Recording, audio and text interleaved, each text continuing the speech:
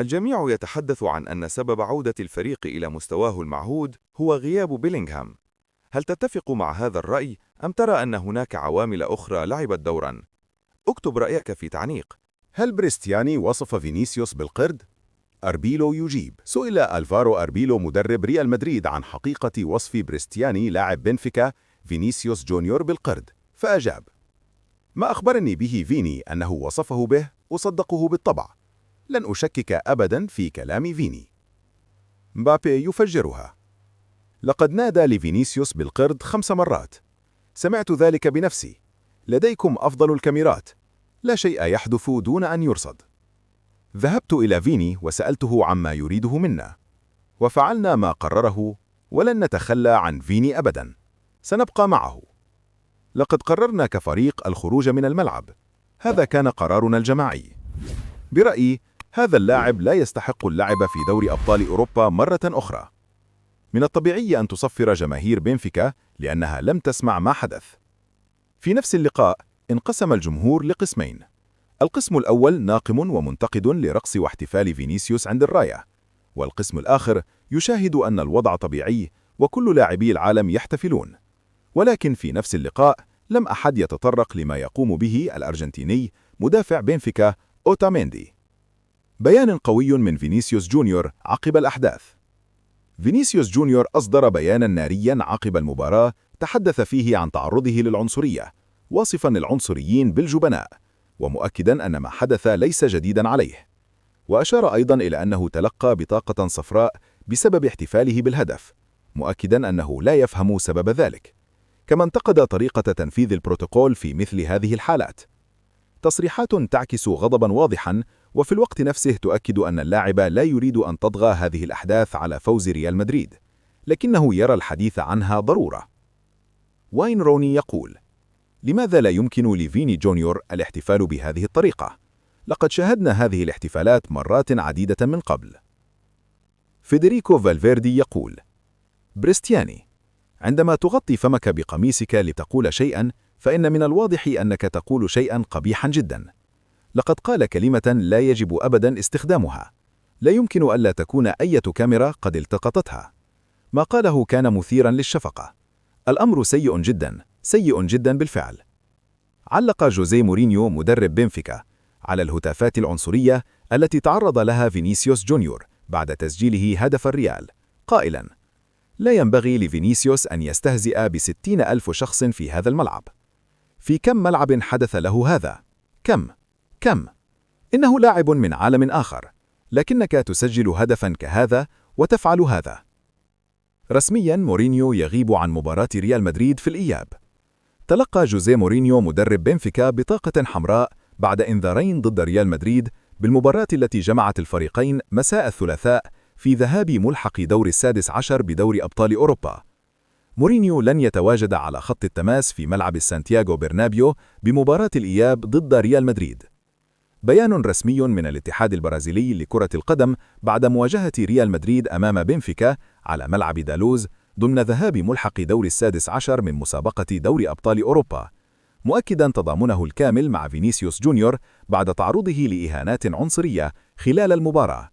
وجاء بيان الاتحاد البرازيلي كالتالي: يعلن الاتحاد البرازيلي لكرة القدم تضامنه مع فينيسيوس جونيور ضحية حادث عنصري آخر وقع يوم الثلاثاء بعد تسجيله هدف الريال ضد بنفيكا في لشبونة.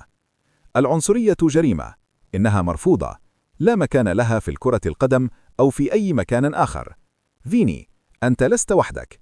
قرارك بتفعيل البروتوكول مثال للشجاعة والدقانة. نحن فخورين بك. سنبقى ثابتين في مكافحة كل أشكال التمييز. نقف إلى جانبك دائما. جوسيب بيدريرول يقول: أربيلو وبنتوس اللذان يواصلان تحقيق الانتصارات. لقد هزموا ريال سوسيداد الذي لم يخسر أبدا. مع ذلك المدرب، هكذا تسير الأمور، أليس كذلك؟ أعاد أربيلو فينيسيوس الذي لم يعجب تشافي ألونزو بشكل ما. أحسنت يا أربيلو. ويسلي سنايدر يقول: ما فعله أوتاميندي كان طفوليا جدا. هل هو سليم في عقله؟ كان الفريق متأخرا 1-0 أيضا. ولو كنت مكان فينيسيوس لكنت رددت عليه: ميسي فاز بكأس العالم من أجلكم، لم تفعل أنت أي شيء. ولماذا يفعل هذا للاعب من ريال مدريد؟ هل يعلم كم ألقاب دوري أبطال أوروبا فاز بها فينيسيوس، ومع ذلك يعرض له بطولاته؟ ريال مدريد قرر عدم تجديد عقد لاعبه الأنساوي ديفيد ألابا الذي ينتهي بنهاية الموسم الحالي. رقم مميز جديد لألفارو أربيلوا مع ريال مدريد. بحسب بيانات أوبتا، سجل ريال مدريد في جميع مبارياته التسع تحت ألفارو أربيلوا في مختلف المسابقات بإجمالي 23 هدفاً. هذه تعد أفضل بداية تهديفية لمدرب في النادي منذ مانويل بيليغريني في موسم 2009-2010 عندما سجل الفريق في أول 10 مباريات له. دلالات الرقم: استمرارية هجومية واضحة، معدل تهديفي يتجاوز 2.5 هدف في المباراة، بداية قوية تعكس انسجاماً سريعاً مع أفكار المدرب. أربيلوا لا يكتفي بتحقيق النتائج، بل يضمن أيضاً حضوراً هجومياً ثابتاً منذ انطلاقه. التحدي المقبل لريال مدريد بعد الفوز على بنفيكا. الريال يستعد لمواجهة أوساسونا يوم السبت المقبل على ملعب الأخير ضمن منافسات الجولة 25 من مسابقة الدوري الإسباني. أتلتيكو مدريد يتحرك لتحصين جوليان ألفاريز.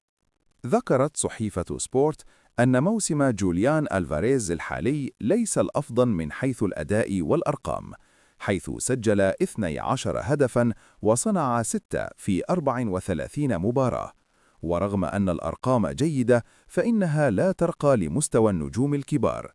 ورغم ذلك لا يزال اللاعب محل اهتمام أندية كبرى خاصة في إنجلترا مثل أرسنال، تشيلسي ومانشستر يونايتد.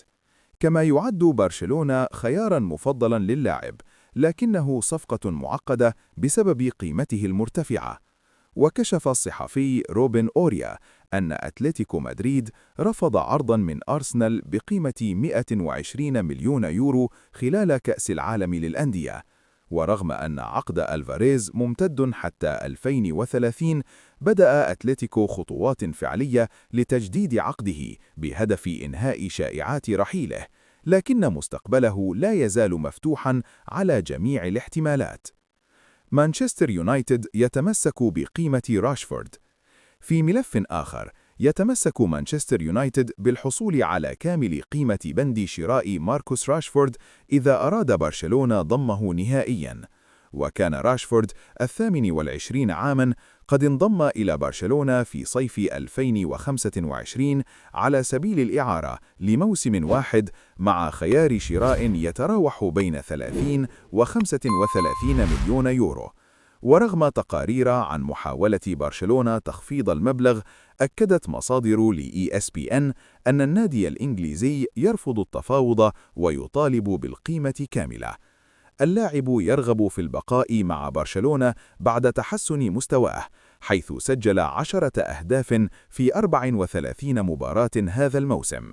ويمتد عقده مع مانشستر يونايتد حتى 2028، بينما يسعى النادي الإنجليزي لتقليل فاتورة الأجور ويعتبر قيمة الصفقة عادلة.